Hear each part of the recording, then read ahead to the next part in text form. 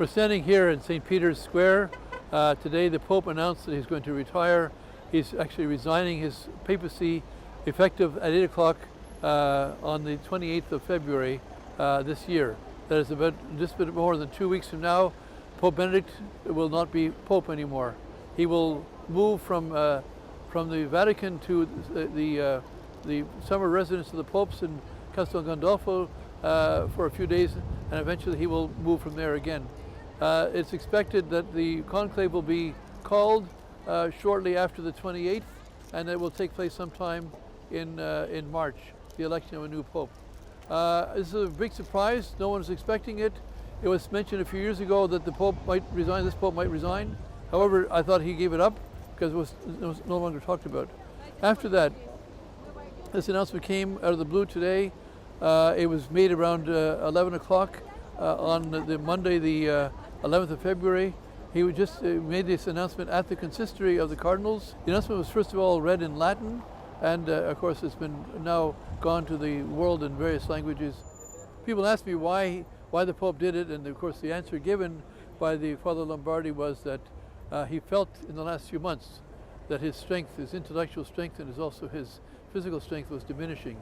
And so it was a decision made in the last few months, or thinking over it in the last few months. Once the Pope resigns, all the cardinals in charge of congregations, including the Cardinal Secretary of State, no longer have power.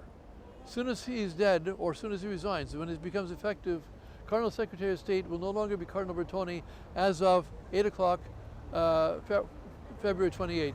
As will and in fact the people who take over those things, the administration, are their secretaries or the substitute for but they only have certain power. They can keep the daily affairs of the church going on, but they can't make any executive decisions, basically.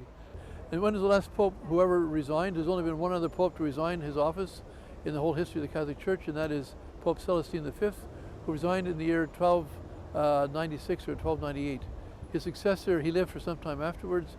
His successor was Pope Boniface VIII, and he ruled the Church for about 10 years after his election. Well, the question people have asked, and have asked me, well, Benedict XVI, like Louis XVI, maybe the one, Louis XVI was beheaded by the army of the Revolution, and we're told in the Message of Fatima that if the Pope doesn't do the consecration in time, the Pope would be executed, would have a similar misfortune as the King of France. And so it's been interpreted that Benedict XVI would be the one to die because the assassination scene of the Pope in the Vision of Fatima that they released in 2000, of course, was not of John XXIII, John Paul II. It obviously didn't fit. There were no soldiers. There was no one else was. The bishops weren't killed. Priests weren't killed. Religious and lay people weren't killed. It obviously didn't fit the thing at all.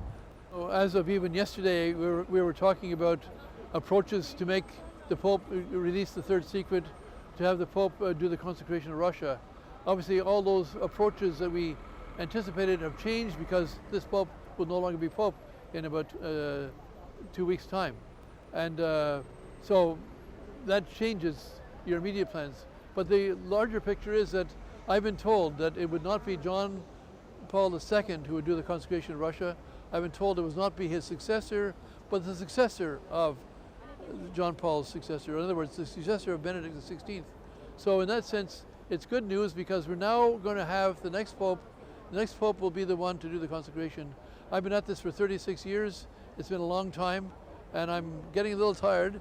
And so it's very nice to know we're getting closer, that we're getting closer to the consecration. When that takes place, we will have the consecration not of the world, but the consecration of Russia, as already specified. When we have that consecration, we will have world peace. And I'm sure we all could use world peace. Also, the financial crisis and the threatening World War III, if he does it in time, will not take place.